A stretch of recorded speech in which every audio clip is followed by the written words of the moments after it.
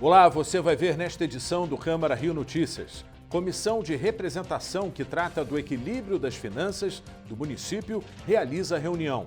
Prefeitura e governo do estado marcam volta às aulas. Documentário celebra o centenário do jornalista Hélio Fernandes. Não saia daí, a gente volta já. A gente começa essa edição do Câmara Rio Notícias falando sobre a reunião da Comissão de Representação que trata da recuperação e do equilíbrio das finanças do município. Os parlamentares ouviram secretários de Desenvolvimento Econômico e de Turismo. Os vereadores receberam os secretários de Desenvolvimento Econômico, Inovação e Simplificação, Chicão Bulhões, e de Turismo, Cristiano Beraldo. Eles apresentaram números e sugestões para resgatar a economia carioca castigada pela crise. O Rio possui o segundo maior PIB do país e responde por mais da metade de toda a economia fluminense. Apesar da melhora nos últimos meses, em 2020 foram fechadas 79 mil vagas a mais que no ano anterior na cidade. No acumulado desde 2017, são 180 mil vagas a menos. Um dos setores mais afetados é o de serviço, que está em um nível 10% menor que em 2016. Entre os trabalhadores informais, o corte foi ainda maior. Foram 300 mil postos perdidos. Desses, apenas 50 mil foram retomados. O nosso norte aqui da Secretaria é como é que a gente consegue gerar receita para a cidade, gerar emprego e renda para as pessoas.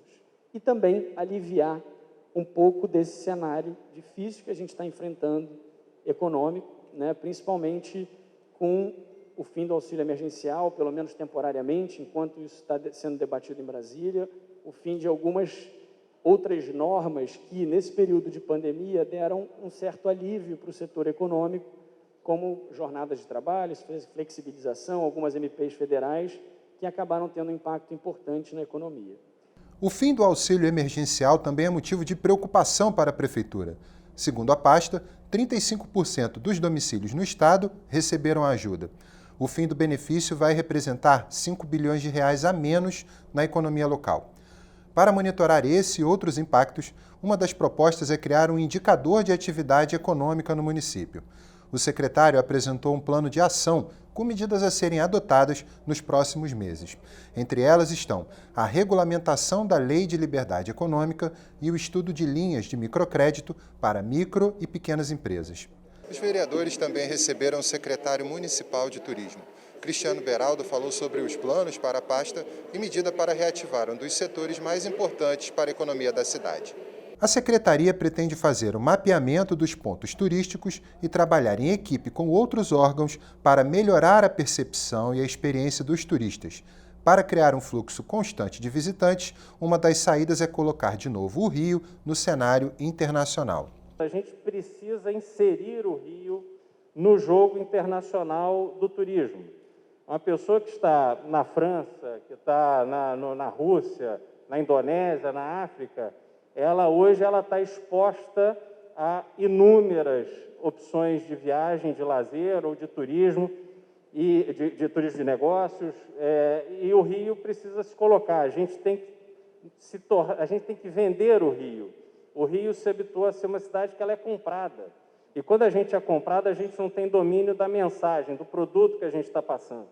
O vereador Dr. Rogério Amorim cobrou a elaboração de um calendário de eventos e a criação de um roteiro de visitação no centro histórico. Deixar também a sugestão, secretário, eu sei que com a evento, cabe ao evento também, de um calendário permanente de atividades. Nós temos, por exemplo, a Marquês de Sapucaí, que basicamente só é utilizada ali durante o carnaval. E nós temos uma vocação natural da cidade do Rio de Janeiro, como, por exemplo, os festejos juninos, as quadrilhas. Estivemos conversando com a Federação de Quadrilhas do Estado e da cidade do Rio de Janeiro, e eles apresentam um trabalho muito bonito de quadrilhas, etc., que poderia ser utilizado, por exemplo, no Sambódromo, nesse período tão ruim que é para o turismo do Rio de Janeiro, ou pior, melhor dizendo, do turismo do Rio de Janeiro, que são a época de junho, julho e agosto. Lindbergh Farias lembrou da importância dos investimentos do setor público para auxiliar na missão de fortalecer o turismo no município. Eu quero começar pelos investimentos. Nós estamos no menor nível de investimento público da história do país. E aqui eu quero chamar a atenção para duas questões. do investimento ligado ao orçamento federal, né, principalmente a partir da emenda constitucional do teto dos gastos. Ou seja, essa política de austeridade tem retirado investimentos públicos, e também pelo lado da Petrobras. A Petrobras, a gente falar em investimento no Brasil, Petrobras. E eu acho que a gente tem que ver o impacto disso aqui no Rio de Janeiro. Já a Mônica Benício lembrou que o Rio já foi escolhido como o melhor destino LGBTI do mundo e cobrou ações para atrair este público de volta para a cidade. O Rio de Janeiro já foi eleito o melhor destino LGBTI do mundo, antes de Crivella e Bolsonaro, é claro. Hoje o Brasil passa aí a ocupar o ranking da 49ª posição, segundo uma pesquisa do Spartacus. E aí, com isso, a população LGBTI deixou de ser estimulada a estar vindo à cidade do Rio de Janeiro, ocupando posições aí atrás de Chile, Equador e Bolívia, por exemplo. Para o presidente da comissão, os dados apresentados servirão para entender melhor a situação econômica do município. O Rio vem passando por um ciclo vicioso nesses últimos 4 anos, perdeu muito, tanto em questão de burocracia, quanto com relação à perda da quantidade de empregos ofertados, perda de capacidade de investimento, e tudo isso afetou muito mais a cidade do que outras partes do país. Então, acho que esse diagnóstico foi importante, a Secretaria colocou algumas ações que pretende realizar, a questão dos processos, de tornar os processos de licenciamento o processo simplificado, dentro daquilo que já está na lei, né, já é legal.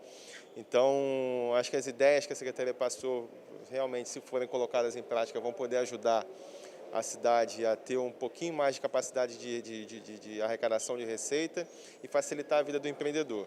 Ao mesmo passo, o secretário de Turismo colocou à disposição dele em fazer as políticas públicas necessárias para que o Rio consiga realmente exercer a sua vocação.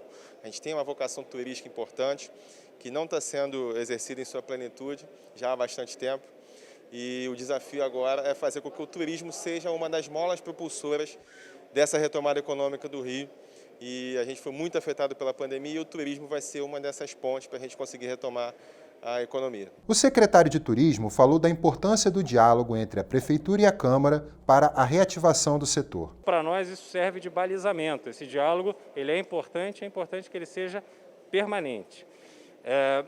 O papel do turismo na retomada econômica do Rio de Janeiro é um papel essencial, né? Nós temos inúmeros desafios na cidade do Rio que a gente precisa superar para atrair novas indústrias, novas empresas, em todas as áreas, sobretudo a área de tecnologia, enfim. Só que o turismo é aquilo que pode oferecer solução mais rápida, porque a gente veio da realização de 3 grandes eventos nos últimos anos, Copa do Mundo, Jornada Mundial da Juventude e as Olimpíadas. Então o Rio tem uma infraestrutura hoteleira incrível, tem equipamentos turísticos maravilhosos, tem uma natureza privilegiada e a gente pode trazer com a maior rapidez e com a maior facilidade um fluxo de turistas que vai ser essencial na retomada econômica, na geração de empregos, na animação da cidade. O carioca está precisando se animar de novo com a sua cidade, se reconectar outra vez com a cidade, e o turismo tem um papel essencial para isso. Já Chicão Bulhões destacou a necessidade de adotar medidas para a retomada econômica e oferecer segurança aos investidores. O Rio de Janeiro passa já há algum tempo por uma crise na sua economia. Uma crise de confiança, uma crise de gestão e uma crise meio generalizada que o país passou também e que foi agravada por esse processo de pandemia. A gente quer, nesse primeiro momento, aliviar os impactos dessa crise, estudando linhas de microcrédito com apoio do privado, porque não teremos espaço fiscal para fazer hoje, nesse momento da Prefeitura, tudo isso, e reorganizando toda a gestão de dentro da Prefeitura para que a gente possa entregar um serviço público mais adequado, melhor para toda a cidade do Rio de Janeiro, mais uma vez, trazendo essa segurança para as pessoas. Agora vamos falar sobre educação. Prefeitura e governo do estado marcam o retorno das aulas nas escolas públicas. O Comitê Científico da Prefeitura bateu o martelo e as aulas no município do Rio voltam no dia 8 de fevereiro. Inicialmente, as aulas serão apenas pela internet e só a partir do dia 22 de fevereiro as escolas passam a ter aulas presenciais. Nem todos os colégios vão voltar a funcionar ao mesmo tempo. O retorno começaria pela educação fundamental, com alunos de 4 a 8 anos. A Prefeitura informou também que vai reformar os chamados ônibus da Liberdade, que transportam alunos da rede municipal que vivem em locais de difícil acesso. Segundo ainda a Prefeitura, os ônibus vão ser higienizados para que fiquem adequados ao protocolo de segurança. No estado, as aulas também devem começar no dia 8 de fevereiro, mas de forma híbrida, parte pela internet e parte presencial. De acordo com a Secretaria de Educação, as aulas presenciais serão em turno único, das 10 da manhã às 3 da tarde, para evitar aglomeração de alunos e professores no transporte público. As aulas presenciais da rede estadual só devem recomeçar em março. As escolas vão funcionar com um sistema de bandeiras para sinalizar a possibilidade de se ter aulas presenciais ou não. A bandeira verde vai indicar que as aulas presenciais estão totalmente liberadas. A bandeira roxa indicará aulas somente online. A comissão que acompanha o retorno das aulas na Câmara Municipal deve começar a fazer inspeções nas escolas ainda esta semana. Nas reuniões realizadas até agora, os especialistas criticaram o aumento de casos no Rio. O diretor da Escola Nacional de Saúde Pública da Fiocruz disse que faltam políticas públicas para se enfrentar a pandemia no estado. Eu acho que o Estado tem condições de fazer isso e pode fazer, mas a gente, de certa forma, ainda estamos nos omitindo, apesar de vários setores da sociedade, acredito que a própria Câmara dos Vereadores, que se instalou agora, ela certamente deverá apontar os caminhos necessários para isso. Então, os indicadores não estão sendo apresentados, a cidade continua em crescimento na sua pandemia, as medidas não estão sendo tomadas, os leitos que estão sendo disponibilizados não estão dando conta, as mortes continuam evoluindo. Então, eu diria que para um retorno às escolas, primeiro, é preciso garantir que a pandemia pare, que a pandemia possa ter a sua desaceleração na cidade. Retorno à escola agora, nesse momento, é impraticável e poderíamos aproveitar agora com essa comissão para que a gente possa discutir quais são os principais investimentos necessários para garantir que a escola, essa sim, seja considerada essencial para a sociedade e que os investimentos necessários para a reabertura delas possam ser feitos nesse período em que a gente estamos com as escolas fechadas. Ao mesmo tempo, a gente tem acompanhado o enorme sofrimento que os pais e essas crianças têm passado ao longo dessa pandemia. Então, também é necessário um aporte, seja na área da saúde mental, um aporte econômico para as famílias, para essas crianças. É possível fazer isso e é possível ter um planejamento para a reabertura. Abelardo Pinto, da Sociedade de Pediatria, defende segurança acima de tudo. O retorno depende de segurança para a comunidade escolar, professores, alunos, funcionários, medidas de proteção. Essas medidas incluem também comportamento que nós não estamos tendo da população, tá? Máscaras, álcool gel, sabão, água, toalha, banheiro funcionante, isso a nível das escolas, higiene ambiental, um sistema de diagnóstico rápido, rastreamento dos contatos é fundamental. Existe muita ansiedade e aquele conceito de imediatismo, né, nas soluções que pode, inclusive, afetar o retorno das famílias, né? A vacinação dos professores e funcionários de toda a comunidade escolar é muito importante, priorizar os professores e os funcionários. Temos um problema com o transporte público, mas temos que estimular alternativas de andar, de ir à escola andando, de ir à escola de bicicleta, mas aí precisamos de um sistema mais seguro de trânsito. O ensino remoto depende de um sinal de rede com uma boa recepção, um celular, tablet ou um computador. Quer dizer, a gente sabe claramente que o ensino presencial é muito superior ao ensino híbrido, muito superior ao ensino remoto, e a volta plena depende desses dados epidemiológicos que, infelizmente, nesse exato momento, tendo em vista a faixa vermelha, a bandeira vermelha, nós não estamos com essa disponibilidade, mas, quem sabe, mais umas semanas, e dentro do prazo que foi estabelecido, vamos ter essa segurança. Estão abertas as inscrições para o Fundo de Financiamento Estudantil. De acordo com o Ministério da Educação, serão 93 mil vagas. O FIES é um crédito para financiamento de cursos de ensino superior, oferecidos por instituições privadas. Para participar, é preciso ter renda familiar bruta de até 3 salários mínimos. A inscrição pode ser feita até o dia 29 de janeiro pelo site portalfies.mec.gov.br. A Fiocruz anunciou que vai fazer o pedido de registro da vacina de Oxford ainda nesta semana. Quem tem as informações é a repórter Ingrid Bart. A reunião com a Anvisa aconteceu dia 22 de janeiro. A submissão formal do pedido de registro definitivo da vacina da Fiocruz deve acontecer até o dia 29 desse mês.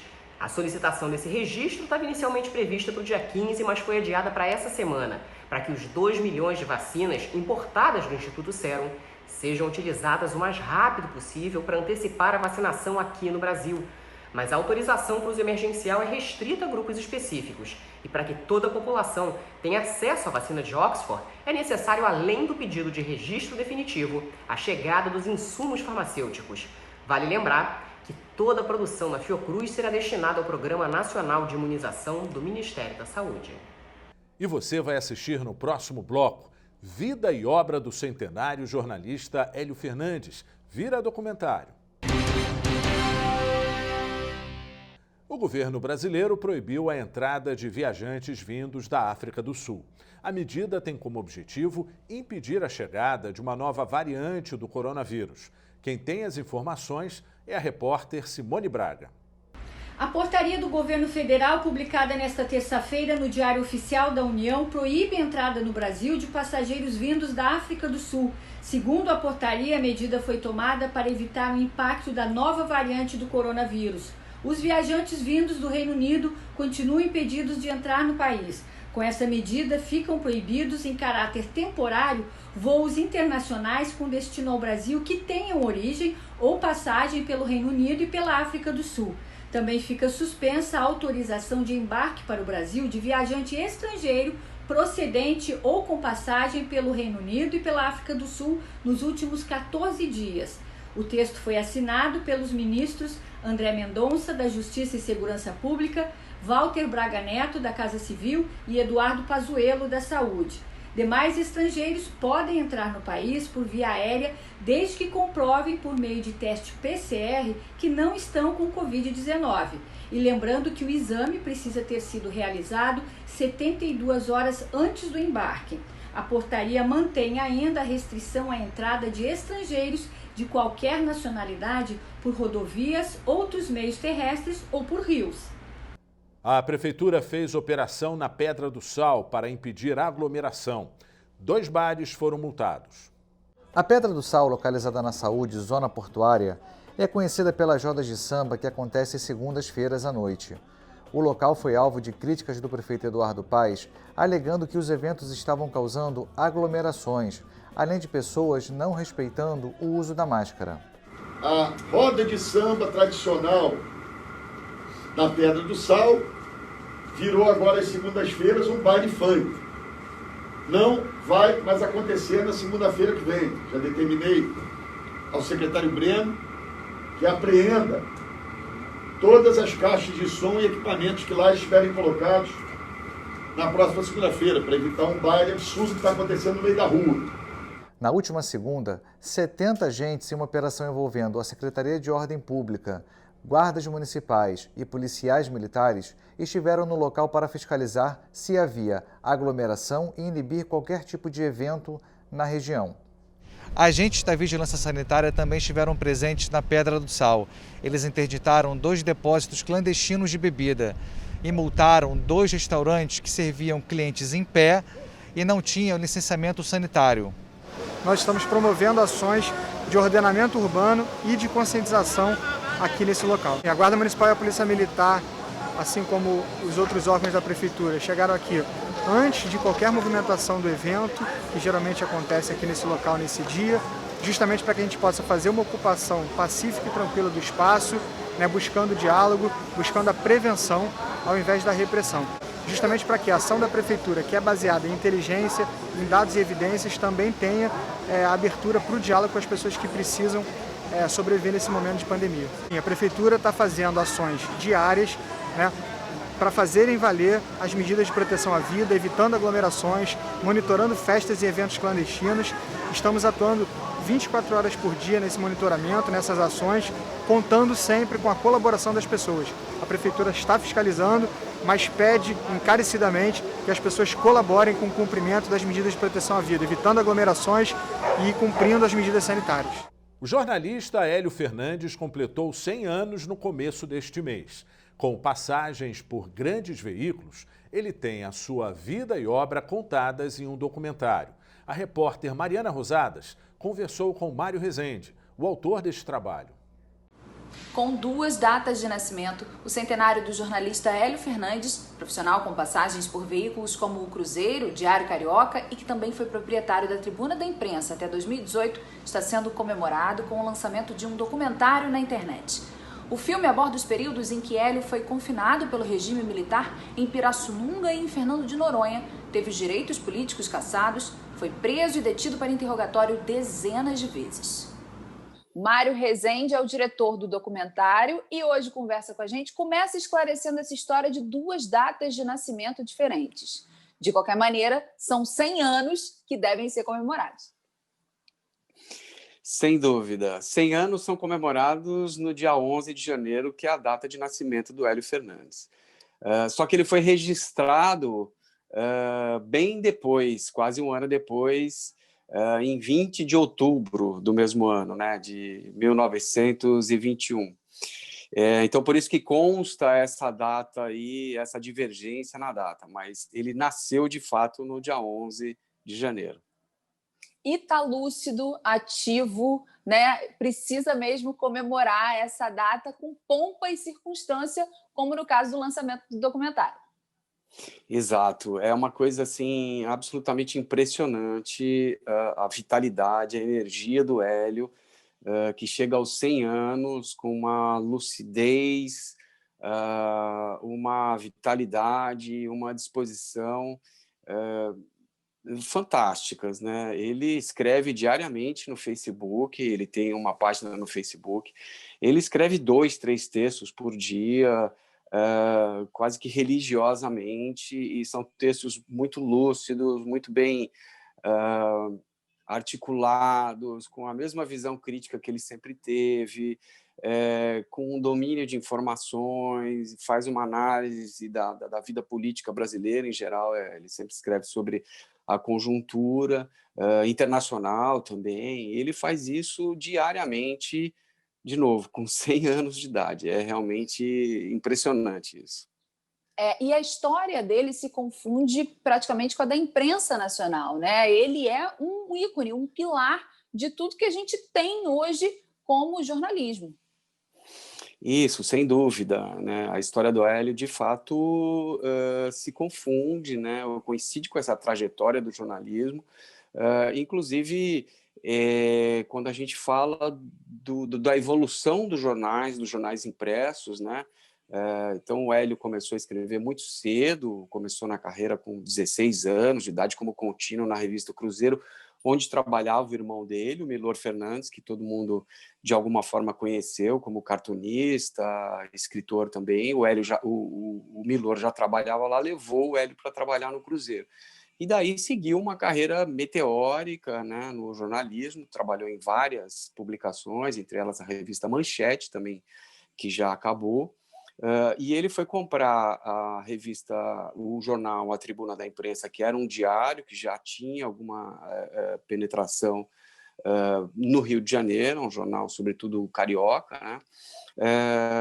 Ele comprou do Carlos Lacerda, que também era uma figura ilustre da política brasileira, do jornalismo, né? Veio a ser governador da então Guanabara, né? E o jornal teve um grande destaque, né? Ele alavancou o jornal tinha uma posição muito, muito marcante em meio aos jornais da época, e que acabou, ao longo do tempo, também passando por um declínio, como vários jornais também passaram, né? Então, o próprio Jornal do Brasil é um jornal que a versão impressa já não existe mais, né?